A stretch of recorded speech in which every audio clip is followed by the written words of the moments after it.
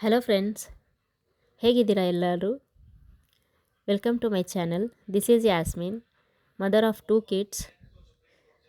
So I am preparing for the teachers examination like HSTR, GPSTR and CRIS exams. HSTR ಎಕ್ಸಾಮ್ನಲ್ಲಿ physics maths ಮೆಥಡಾಲಜಿಗೆ ಇನ್ನೂ ಯಾವ post ಸಿಕ್ಕಿಲ್ಲ. ನಾನು ಆ್ಯಕ್ಚುಲಿ ಅದಕ್ಕೆ ಪ್ರಿಪೇರ್ ಆಗ್ತಾ ಇದ್ದೆ ಅಂತ ಹೇಳ್ತಾ ಇದ್ದೆ ನಿಮಗೆ. ಸೊ ಸಿಮಿಲರ್ ಸಿಲೆಬಸ್ ಕ್ರೈಸಿಗೂ ಇದೆ. ಸೊ ನಾನು ಇವಾಗ ಕ್ರೈಸ್ ಅಪ್ಲೈ ಮಾಡಿ ನಾನು ಕ್ರೈಸ್ ಎಕ್ಸಾಮಿನೇಷನ್ಗೆ ನಾನು ಓದ್ತಾ ಇದ್ದೀನಿ. ಜೊತೆಗೆ GPSTR ಎಕ್ಸಾಮು ಬರಿಬೇಕು ಅಂತ, ಯಾಕಂದರೆ ನಂದು ಟೆಟ್ ಪೇಪರ್ 2 ಕ್ಲಿಯರ್ ಆಗಿದೆ. ಸೊ ಇವತ್ತು ಬೆಳಿಗ್ಗೆ ನಾನು ಇಡ್ಲಿ ಚಟ್ನಿ ಸಾಂಬಾರು ಮಾಡೋಣ ಅಂತ ಇದ್ದೆ. ಸೊ ಸಾಂಬಾರು ಮಾಡೋಕ್ಕಂತೂ ಆಗಲಿಲ್ಲ, ಟೈಮ್ ಆಗಿಬಿಟ್ಟಿತ್ತು. ಸೊ ಹಾಗಾಗಿ ಇಡ್ಲಿ ಚಟ್ನಿ ಅಷ್ಟೇ ಮಾಡಿ ನನ್ನ ಮಗಗೆ ರೆಡಿ ಮಾಡಿ ಸ್ಕೂಲಿಗೆ ಕಳಿಸ್ದೆ. ಸೊ ಅಷ್ಟರಲ್ಲಿ ನನ್ನ ಸಣ್ಣ ಮಗನೂ ಎದ್ದಿದ್ದ. ಸೊ ಅದಕ್ಕೂ ಸ್ವಲ್ಪ ಏನಾದರೂ ತಿನ್ನಿಸಿ, ನನಗೆ ಭಾಳ ನೆಗಡಿ ಆಗಿತ್ತು, ಗಂಟಲೆಲ್ಲ ನೋವಾಗಿತ್ತು. ಸೊ ಹಾಗಾಗಿ ನಾನು ಶುಂಠಿ, ಕರಿಮೆಣಸು, ಲವಂಗ, ಚಕ್ಕೆ, ಏಲಕ್ಕಿ ಹಾಕಿ ನಾನು ಸ್ವಲ್ಪ ಕಾಢ ಅಂತ ಹೇಳ್ತಾರಲ್ಲ ಅದನ್ನು ಮಾಡಿ ನಾನು ಕುಡಿದೆ. ಸ್ವಲ್ಪ ರಿಲೀಫ್ ಸಿಗುತ್ತೆ ಈ ಥರ ಮಾಡಿ ನಾನು ಕುಡಿದ್ರೆ. ಅದರಲ್ಲಿ ನಾನು ಚಹಾ ಪುಡಿನೂ ಹಾಕ್ತೀನಿ ಲಾಸ್ಟಿಗೆ. ಬೆಲ್ಲ ಹಾಕಿ ಕಾಢ ಮಾಡೋದು ನಾನು, ಯಾಕಂದರೆ ವೆದರು ಸಡನ್ ಚೇಂಜ್ ಆಗಿದೆ. ಹಾಗಾಗಿ ನನಗೂ ಸ್ವಲ್ಪ ನೆಗಡಿ ಥರ ಗಂಟ್ಲು ನೋವಾಗಿತ್ತು. ಸೊ ಇವಾಗ ನಾನು ಸಾಂಬಾರು ಮಾಡ್ತಾಯಿದ್ದೆ. ಸಾಂಬಾರನ್ನೆಲ್ಲ ಒಗ್ಗರಣೆ ಎಲ್ಲ ಕೊಟ್ಟು ನಾನು ಟಿಫನ್ ಮಾಡಿಕೊಂಡೆ, ನಾನು ನಮ್ಮ ಅಪ್ಪಾಜಿ. ಒಬ್ಬ ಹೌಸ್ ವೈಫಾಗಿ ಮನೆ ಕೆಲಸ, ಮಕ್ಕಳ ಜವಾಬ್ದಾರಿ ಮತ್ತು ಸ್ಟಡೀಸ್ನ ಒಟ್ಟಿಗೆಯಾಗಿ ನಿಭಾಯಿಸೋದು ತುಂಬ ಕಷ್ಟ ಅಂತ ನನಗೆ ಅನಿಸಿಕೆ.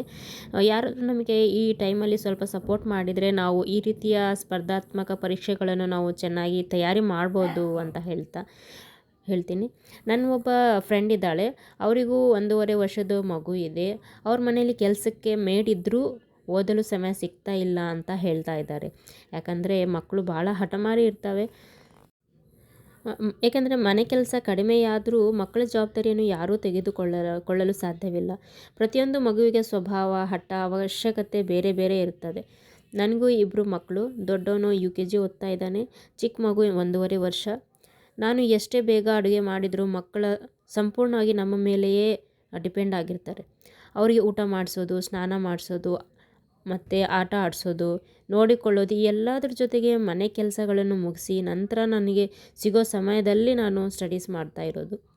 ಸೊ ನನ್ನ ಡೈಲಿ ರುಟೀನಲ್ಲಿ ಎಷ್ಟು ಕಷ್ಟ ಆಗ್ತಿದೆ ಅಂತ ನಾನು ನಿಮ್ಮ ಜೊತೆ ಶೇರ್ ಮಾಡ್ಕೊತಾ ಇದ್ದೀನಿ. ಯಾಕಂದರೆ ನನ್ನಂಗೆ ಎಷ್ಟೊಂದು ತಾಯಂದಿರು ಕಷ್ಟಪಡ್ತಿದ್ದಾರೆ, ಆದ್ರೂ ಮಕ್ಕಳ ಜೊತೆ ಅವರು ಓದ್ತಾ ಇದ್ದಾರೆ.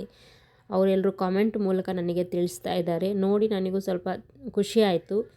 ಇವತ್ತು ನಾವು 1 ಗಂಟೆ ಓದುತ್ತಿರೋದು ನಾಳೆ 2 ಗಂಟೆ ಆಗ್ಬೋದು, ಇಲ್ಲ ಆಮೇಲೆ ಸ್ಟಡೀಸ್ ಮಾಡ್ತಾ 4ರಿಂದ 5 ಗಂಟೆನೂ ಓದ್ಬೋದು ಅಂತ ನನ್ನ ಅನಿಸಿಕೆ. ಸೊ ಏನೇ ಕಷ್ಟ ಆಗಲಿ ನಾನು ಓದೋದನ್ನು ಸ್ಟಾಪ್ ಮಾಡಬಾರ್ದು, ಒಂದಿನೂ ಮಿಸ್ ಮಾಡಬಾರ್ದು ಅಂತ ಟ್ರೈ ಮಾಡ್ತಾ ಇದ್ದೀನಿ. ಸೊ ಇವಾಗ 12 ಗಂಟೆ ಮೇಲೆ ಆಗಿದ್ದು ಟೈಮು. ಮನೆ ಕೆಲಸ ಎಲ್ಲ ಮುಗಿಸಿ ಮಗುನ ಮಲಗಿಸಿ ನಾನು ಇವಾಗ ಸ್ಟಡೀಸ್ನ ಮಾಡೋದಕ್ಕೆ ಕೂತ್ಕೊಂಡಿದ್ದೀನಿ. ಸೊ ಇಂಗ್ಲೀಷ್ ಮೀಡಿಯಮ್ನಲ್ಲಿ ಫಿಸಿಕ್ಸ್, ಮ್ಯಾಥ್ಸ್, ಮೆಥಡಾಲಜಿ ಟೀಚಿಂಗ್ ಮಾಡೋರು ಬಹಳ ಕಡಿಮೆ ಇದ್ದಾರೆ. ಸೊ ಕನ್ನಡ ಮೀಡಿಯಮ್ನಲ್ಲಿ ಜಾಸ್ತಿ ಜನ ಟೀಚಿಂಗ್ ಮಾಡ್ತಾ ಇದ್ದಾರೆ, ಹಾಗೂ ಕೋರ್ಸ್ನೂ ಅವು ಅವೈಲೇಬಲ್ ಇದೆ. ಸೊ ನಾನು ಯೂಟ್ಯೂಬ್ನಲ್ಲಿ ನೋಟ್ಸ್ ಮಾಡ್ತಾ ಇದ್ದೀನಿ ಅಂತ ಅಂದರೆ ಅದು ಹಿಂದಿ ಮೀಡಿಯಮಲ್ಲಿ ಅವರು ಎಕ್ಸ್ಪ್ಲೇನ್ ಮಾಡ್ತಾ ಇದ್ದಾರೆ, ಇಂಗ್ಲೀಷಲ್ಲಿ ಪ್ರೊವೈಡ್ ಮಾಡ್ತಾ ಇದ್ದಾರೆ ನೋಟ್ಸು. ಅದನ್ನು ನಾನು ಬರಿತಾ ಇದ್ದೀನಿ. ನನ್ನ ಪ್ರಕಾರ ನಾನು ನೋಟ್ಸ್ ಮಾಡ್ತಾ ಇದ್ದೀನಿ. ಸೊ ಸ್ವಲ್ಪ ಜನ ಹೇಳ್ತಾ ಇದ್ದಾರೆ ನೋಟ್ಸ್ನ ನಮಗೆ ಪ್ರೊವೈಡ್ ಮಾಡಿ ಅಂತ. ಸೊ ನನ್ನ ಅನಿಸಿಕೆ ಏನಂತಂದರೆ, ನೀವು ನಿಮ್ಮ ನೋಟ್ಸ್ ಓನಾಗಿ ರೆಡಿ ಮಾಡಿ. ಒಂದ್ಸರಿ ಓದಿದಂಗೂ ಆಗುತ್ತೆ, ನೆಕ್ಸ್ಟ್ ಟೈಮ್ ರಿವಿಷನ್ ಮಾಡುವಾಗ ಭಾಳ ಚೆನ್ನಾಗಿ ಅಂಡರ್ಸ್ಟ್ಯಾಂಡ್ ಆಗುತ್ತೆ ಅಂತ ನನಗನ್ನಿಸುತ್ತೆ. ಸೊ ನಾನು ಬೆಳಿಗ್ಗೆ 1 ತಾಸು ಅಷ್ಟೇ ಓದಿದ್ದೆ. ಇವಾಗ ಮಧ್ಯಾಹ್ನ ಹೊತ್ತು ಟ್ಯೂಷನ್ ಟೈಮು ಎಲ್ಲ ಮುಗಿದು, ನೈಟ್ ಡಿನ್ನರು ಮುಗೀತು. ಸೊ ಇವಾಗ ಇನ್ನೂ 11 ಗಂಟೆ ಆದ್ರೂ ನನ್ನ ಮಗು ಮಲ್ಕೊಂಡಿಲ್ಲ. ಸೊ ನಾನು ಓದನ್ನು ಸ್ಟಾರ್ಟ್ ಮಾಡೋಣ ಅಂತ ಟೈಮರ್ ಸ್ಟಾರ್ಟ್ ಮಾಡಿ ನಾನು ಓದೋಕ್ಕೆ ಕೂತ್ಕೊಂಡೆ.